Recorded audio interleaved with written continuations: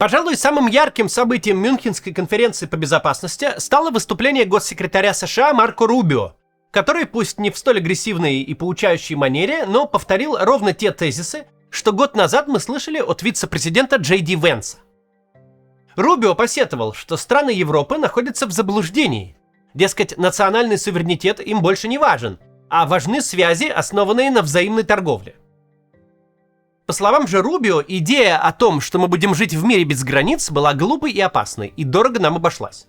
Европа и США, говорит Рубио, глубоко ошиблись, когда допустили массовую миграцию, перенесли производство за границу, передали контроль над поставками своим соперникам и врагам. Говоря коротко, от госсекретаря США мы снова услышали в Европе речь, воспевающую изоляционизм и протекционизм.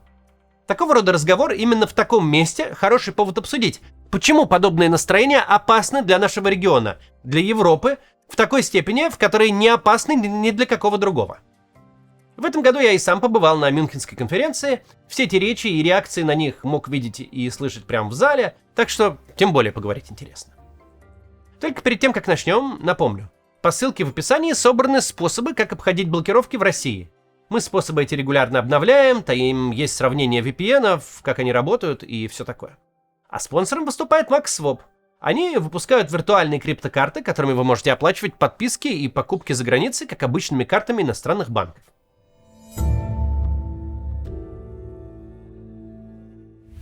Не надо думать, что европейская цивилизация – пространство сплошного пацифизма.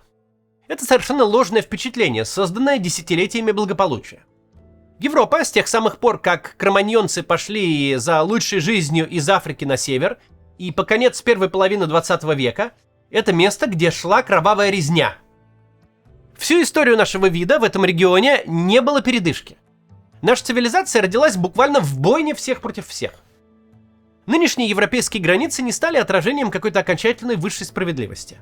Нынешние европейские границы – это результат компромиссов, в которых все стороны всегда считали себя проигравшими и несправедливо обиженными. Просто слишком устали воевать. Слишком истощили себя, чтобы и дальше усердствовать, добиваясь окончательной справедливости. Да, Евросоюз и Шенген – штуки очень удобные.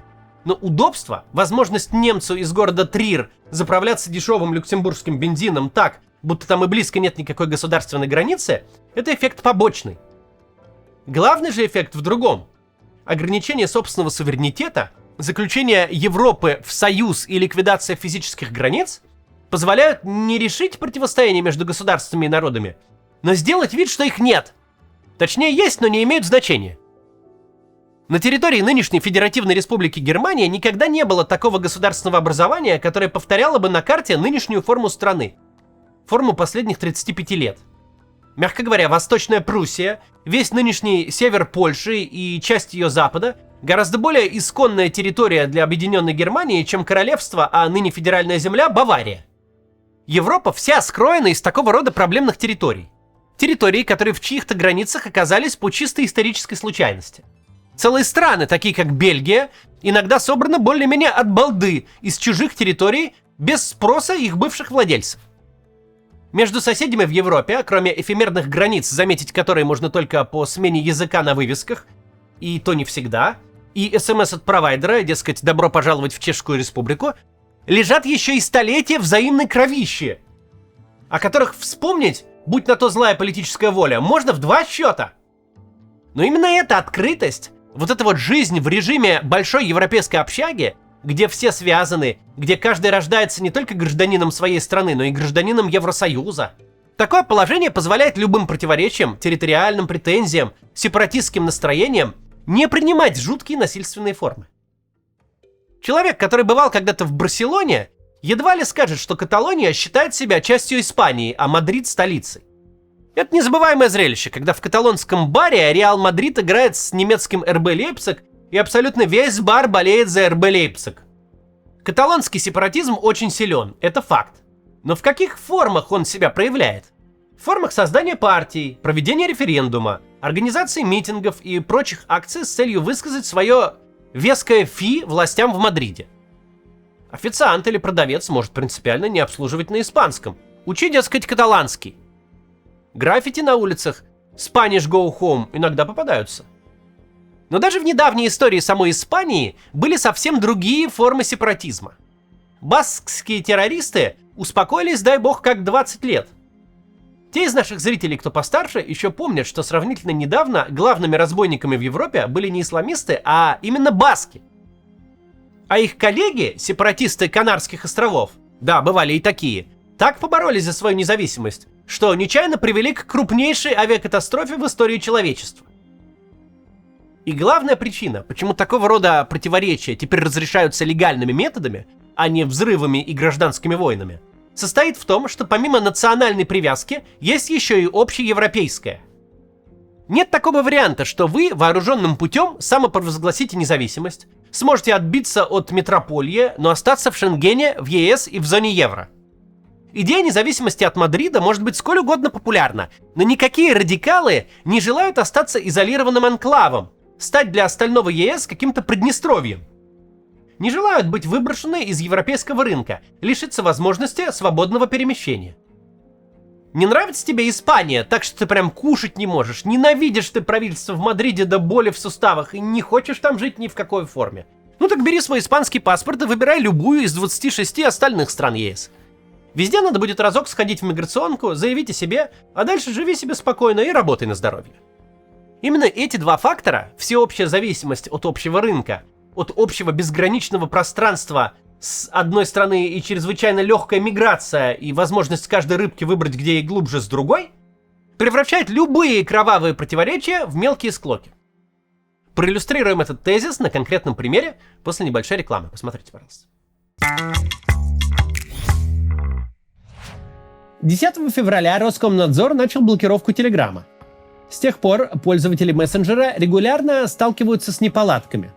У кого-то не грузятся файлы, у других даже приложения не открываются. По оценке Downtracker 10 февраля блокировку заметили более чем 500 000 человек. При этом владельцы многих каналов прямо говорят, что не собираются переходить в другие мессенджеры и иносказательно, ведь рекламировать нельзя, рекомендуют подписчикам установить надежный платный VPN. Потому что намного лучше заплатить небольшую сумму, чем мириться с проседающей скоростью и рисковать своими данными. Если вы ищете подходящий VPN, обратите внимание на сервис PaperVPN от команды разработчиков независимого петербургского медиа «Бумага». Сервис уже 3 года на рынке. Пережил несколько попыток его заблокировать. И мало того, в случае неполадок дает пользователям инструкции с объяснением, что можно сделать. У PaperVPN много положительных отзывов. И, что важно, он независим от Телеграма. У сервиса есть собственное приложение, его можно скачать в App Store и Google Play. Приложение это нужно настроить всего раз, а потом включать VPN в одно нажатие. Одной подпиской на PaperVPN можно делиться с кем захотите, нет ограничений на число устройств. А на безлимитном тарифе не будет еще и ограничений в трафике. В общем, по одной подписке можно целую компанию друзей обеспечить доступом к их групповому чату и заодно подписать их семьи. Цены на тарифы PaperVPN стартуют от 120 рублей в месяц. Выгоднее всего оформить безлимитный тариф на 2 года. А с промокодом CATS вы получите скидку в 10% на любой тариф. Ссылка в описании. Спасибо, что смотрите рекламу. Продолжаем. Не нужно глубоко погружаться в нюансы истории, чтобы знать, никаких Чехии и Словакии как суверенных государств никогда не существовало. В момент мирного развода многим людям, особенно в приграничье, достаточно рандомно объявили: вот вы отныне чехи, а вы словаки. Невозможно в таких разделах с точностью до деревни попасть в реальные языковые и национальные общности. В обычном случае такого рода разводы – питательный субстрат для очень агрессивных сил, которые с одной стороны будут говорить «верните нам наше», а с другой «верните нас домой, нас не туда распределили», а еще с третьей «руки прочь, пока были целые, все было честно». Но сейчас у всех европаспорта, границы нет. Так зачем устраивать террористическое подполье и пытаться его силами присоединить свой райцентр к Чехии?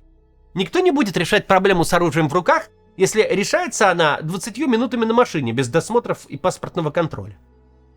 Да, ЕС и Шенген с практической точки зрения очень удобные штуки для каждого гражданина Объединенной Европы. На выбор все климатические зоны. Хочешь снежные зимы и горы, хочешь вечное лето и пляжи, все налоговые режимы, хочешь социальное государство с защитой всех слабых и угнетенных, а хочешь свободный капитализм с традицией ухода от налогов самым грубым образом. В Европе от Швеции до Кипра наберется весь градиент. Любая карьера, любое образование, любой образ жизни. Хотите побольше ордунга и чтоб все строем ходили? Пожалуйста. Хотите побольше раздолбайства и расслабленности? Вот вам на тебе. Хотите провести бурную юность или спокойную старость? Для каждого сценария в жизни, для каждого темперамента, для каждого таланта можно выбрать место, где будет комфортнее всего. А можно и вовсе жить так, чтобы зарабатывать там, где побольше платят, а тратить, где пониже цены и налоги. Где-то люди границу пересекают 4 за рабочий день. И это очень классно. Но это просто приятный побочный эффект.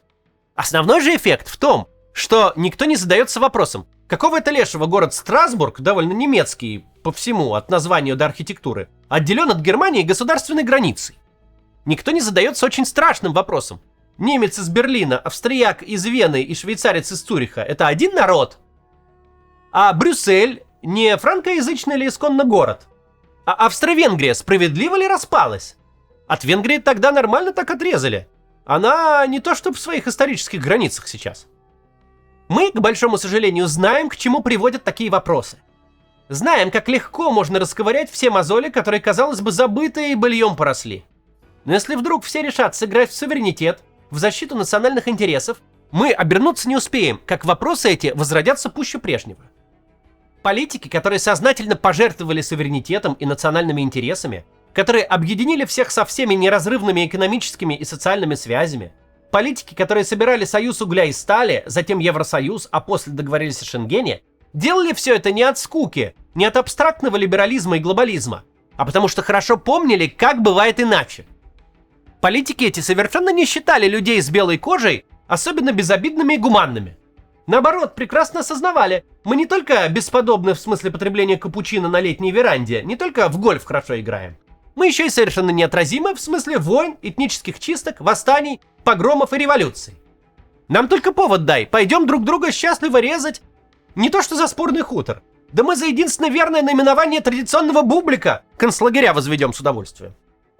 Да, жизнь в большой общаге, следование общим наднациональным правилам при очень разных социальных, экономических, географических, климатических исходных имеет свои издержки. Большие и богатые страны, Германия и Франция в первую очередь, совсем не всегда довольны тем, что платят за всех и вынуждены вытаскивать из любых кризисов любые правительства. Греция может залезть в любые долги, ведь Германия всегда оплатит банкет. Звучит не очень приятно и совсем несправедливо.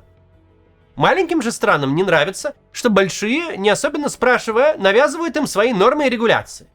Дескать, без разницы, насколько вы зависимы от своей древней промышленности. Наши экологические нормы извольте соблюдать.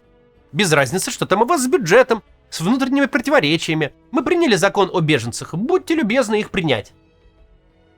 Когда вы в союзе, неизбежно будут противоречия между большими и богатыми, которые за все платят, и маленькими и бедными, которые вынуждены принимать правила, заданные большими и богатыми.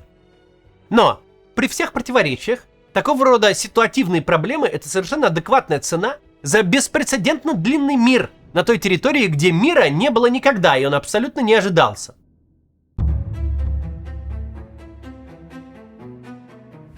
Несложно, конечно, сказать, но не может же быть войны между Францией и Германией, Германией и Польшей, Австрией и всей бывшей ее империей вплоть до Румынии. Но заявление это сравнимо с тем, что не может быть войны России с Украиной. Ведь почему не может-то? Нынешний мир длится совсем недолго. В небольших количествах, но еще живы французы, которые убивали немцев, и немцы, которые убивали поляков. Весь этот путь от страшной резни, от превращения городов в горящие руины к свободным границам и общим правилам случился на глазах одного поколения. Мир в Европе изобрел не Господь Бог. Мир в Европе изобрели как раз того рода политики, к которым сегодня принято относиться с известным скепсисом. Те самые либералы, готовые идти на компромиссы, готовые где-то жертвовать суверенитетом, где-то поступаться национальными интересами, где-то даже идти на серьезные убытки. Но политики эти знали, сколь бы серьезными ни казались в моменте убытки от открытых границ и глобализма, как бы ни было сложно следовать общим правилам, даже в ущерб себе, ничто не будет так дорого, как покрываться кладбищами. Текущая позиция американской администрации, которая в данном случае транслируется через госсекретаря Рубио, сводится к тому, что глобальный мир открытых границ был глупостью и ошибкой. Это, конечно, не так. И это очень опасная идея для любой части мира. Но именно для Европы, которая только-только выдохнула, только-только сочинила себе мир без войны, позиция эта опаснее, чем для кого бы то ни было. Либеральный глобализм никому не нравится и часто не нравится справедливо. Но альтернатива ему – это защита национальных интересов путем войны всех против всех. В этом процессе Европа взяла себе передышку. И, дай-то бог, она продлится подольше. До завтра.